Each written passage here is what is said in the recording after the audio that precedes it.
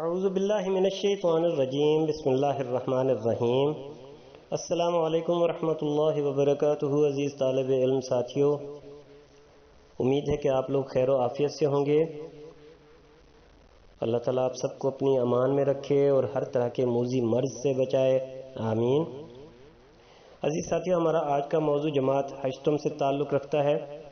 جماعت ہشتم حصہ نظم ہے، نعت رسول مقبول صلی اللہ علیہ وسلم۔ شاعر ہیں ساغر صدیقی، اور نظم ہے نعت بزم کونین سجانے کے لیے آپ آئے صلی اللہ علیہ وسلم۔ جماعت ہشتم سے تعلق رکھنے والے اس موضوع سے متعلق ہم سب سے پہلے شاعر کا تعارف پیش کریں گے، پھر مرکزی خیال اور خلاصہ آج کی ویڈیو کا موضوع ہوں گے۔ تو ہم اپنے موضوع کا آغاز کرتے ہیں۔ سب سے پہلے شاعر ساغر صدیقی کا ایک مختصر سا تعارف پیش خدمت ہے۔ عزیز ساتھیوں، کسی بھی حوالے سے کوئی بھی شعر جب تشریح کے لیے دیا جائے تو اس تشریح سے پہلے شاعر کا مختصر سا حوالہ دینے کی کوشش ضرور کیجیے۔ اس سے تشریح میں ایک تاثر پیدا ہوتا ہے، پڑھنے والا متاثر ہوتا ہے، اور آپ کی علمیت کا اظہار بھی اس سے ہوتا ہے۔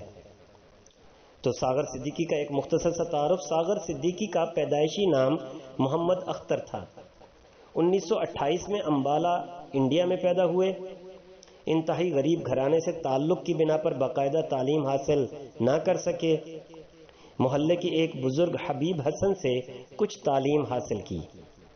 غربت کی وجہ سے امرتسر چلے گئے، یعنی اپنا علاقہ چھوڑ کر امرتسر چلے گئے اور ایک دکان پر ملازمت کرنے لگے۔ وہاں دن بھر کنگھیاں بناتے، وہ کنگھیاں بنانے کی ایک دکان تھی۔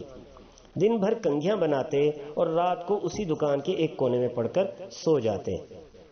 14-15 برس کی عمر سے شاعری شروع کر دی تھی، اور بہت کمال تھا شاعری میں۔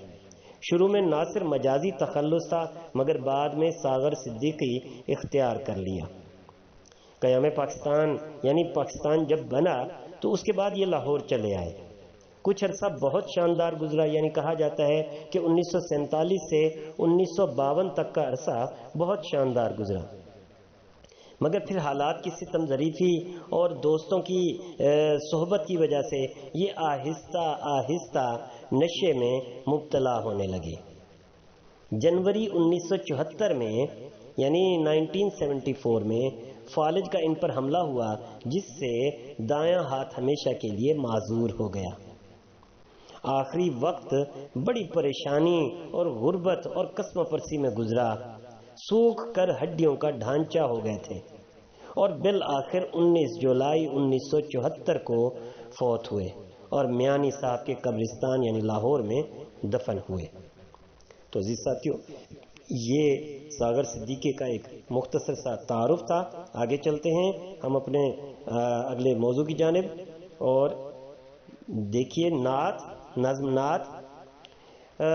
نعت کے بارے میں آپ جانتے ہی ہوں گے کہ نعت کسے کہتے ہیں۔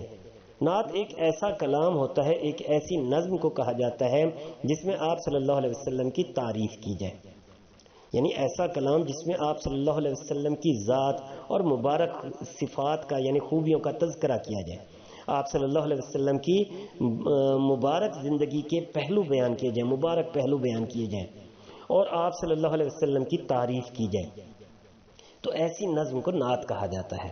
نعت تو اس نظم نعت میں ساغر صدیقی کیا بات ہمیں کہہ رہے ہیں، کیا پیغام ملتا ہے، سیکھنے کو کیا ملتا ہے، وہ ذرا سمجھ لیجئے مرکزی خیال کی صورت میں۔ تو مرکزی خیال دیکھیے، شامل نصاب نعت میں شاعر ساغر صدیقی حضرت صلی اللہ علیہ وسلم سے والہانہ محبت کا اظہار کر رہے ہیں، یعنی شاعر ساغر صدیقی کا حضرت صلی اللہ علیہ وسلم سے والہانہ محبت، بے پناہ محبت کا اظہار ملتا ہے۔ نبی اکرم صلی اللہ علیہ وسلم کی محبت ہی ایک مسلمان کا قیمتی اثاثہ ہوتی ہے۔ تو وہ کہتے ہیں کہ آپ صلی اللہ علیہ وسلم کے اس دنیا میں تشریف لانے سے ظلمت کے اندھیرے دور ہو گئے۔ ظلمت سے مراد یہاں پر ظلم و ستم ہے، یہاں پر شرک کے اندھیرے ہیں، بت پرستی ہے، جاہلیت ہے، اور ناانصافی ہے، لا قانونیت ہے جو اسلام سے پہلے اس عرب معاشرے پر چھائی ہوئی تھی۔ تو ظلمت کے یہ اندھیرے آپ صلی اللہ علیہ وسلم کی وجہ سے دور ہوئے۔ آپ صلی اللہ علیہ وسلم نے اللہ کی توحید کا پیغام لوگوں تک پہنچایا۔ وہ لوگ جو صراط مستقیم سے، سیدھے راستے سے بھٹک چکے تھے، آپ صلی اللہ علیہ وسلم نے انہیں سیدھا راستہ دکھایا۔ لوگوں کو اپنی منزل نظر آنے لگی۔ حضرت صلی اللہ علیہ وسلم ہی ہم انسانوں کا اس دنیا میں بھی اور آخرت میں بھی سہارا ہے۔ تو عزیز ساتھی، یہ ایک پیغام ہے جو اس نظم نعت کے ذریعے سے ہمیں ملتا ہے۔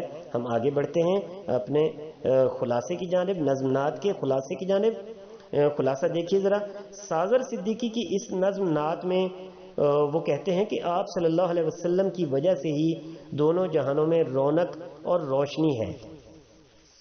آپ صلی اللہ علیہ وسلم نے توحید کی شمع روشن کی، جو دراصل اللہ کی توحید کا پیغام ہے، یعنی اللہ کے ایک ہونے کا پیغام ہے، اللہ تعالیٰ کی وحدانیت کا پیغام ہے۔